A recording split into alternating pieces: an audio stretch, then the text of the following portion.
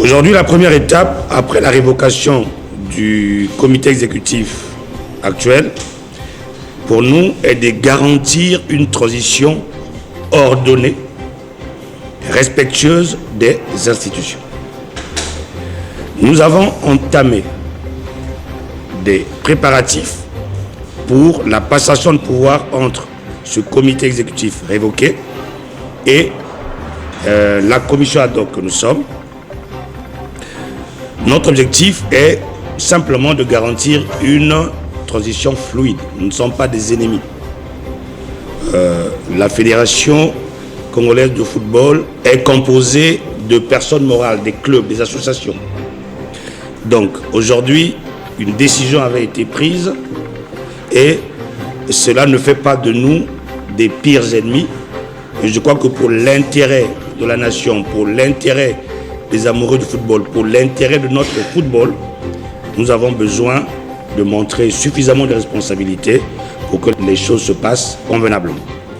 Et donc notre objectif est de garantir une transition fluide qui va permettre à la commission ad hoc de prendre rapidement la mesure de ses responsabilités et de veiller à la continuité de l'administration de la FECOFOOT. Vous comprenez que la mission qui a été confiée à la commission ad hoc est une mission précise, bien précise. Et donc nous entendons prendre contact avec les organes juridictionnels de la FECOFOOT, notamment la commission électorale et la commission d'éthique.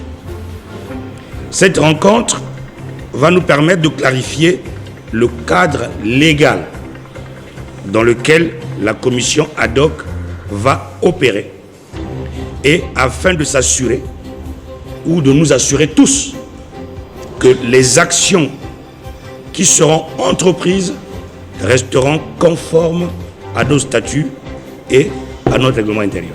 Il est essentiel dans la mission qui nous a été confiée de garantir à tous une bonne et meilleure gouvernance, une transparence clairement affichée. Un des points cruciaux pour les jours qui arrivent, pour nous tous, c'est la préparation de la double confrontation des Diables Rouges seniors contre les Bafana d'Afrique du Sud, un événement comptant pour les éliminatoires de la Coupe d'Afrique des Nations 2025. Nous sommes conscients tous de l'importance de ces matchs. Pour nous tous,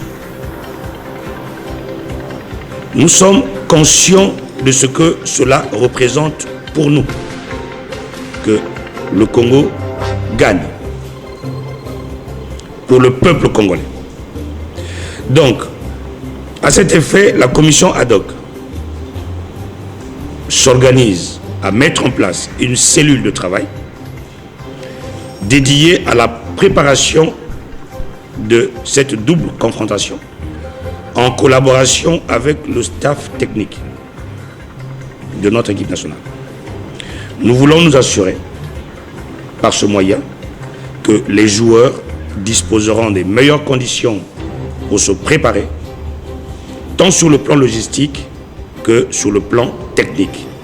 Nous allons également rencontrer dans un futur relativement très proche le sélectionneur national pour discuter des besoins en matière de préparation, de regroupement des joueurs et de la logistique liée au déplacement et à l'accueil de l'équipe sud-africaine.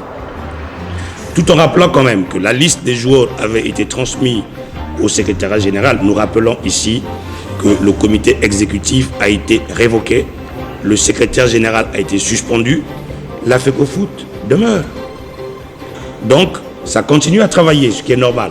La liste a été transmise, mais il se trouve malheureusement que, visiblement, avec ce que nous avons appris, et c'est comme si elle a été retenue, puisqu'il y a eu un léger retard qui a été accusé.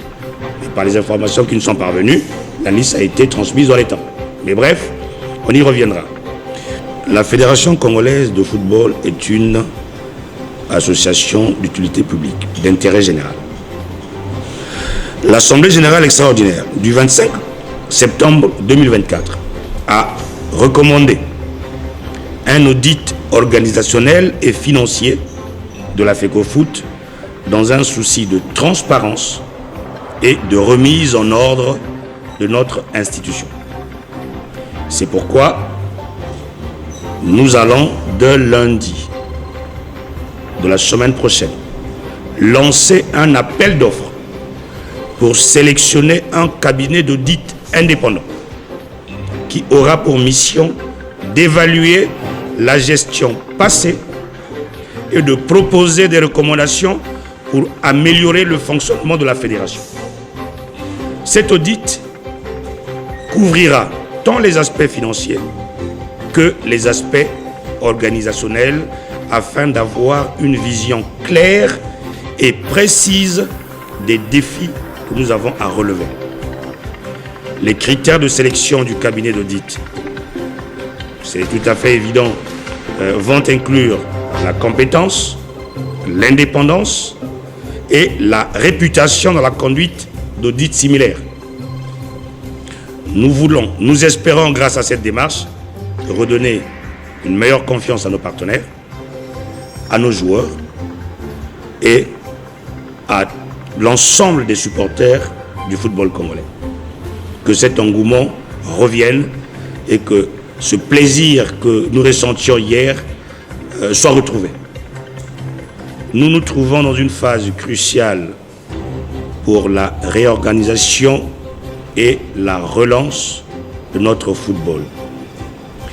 Chaque action qui sera entreprise visera à préserver l'intégrité de notre fédération, à garantir une transition, puisque nous avons juste un temps qui est bien précis, une transition efficace et promouvoir le développement de notre football dans les temps qui nous sont donnés. Toutes les mesures que nous prendrons, et c'est notre challenge, vont s'inscrire dans le strict respect des règles qui régissent notre fédération. Car c'est dans cette rigueur que nous pensons pouvoir continuer à avancer.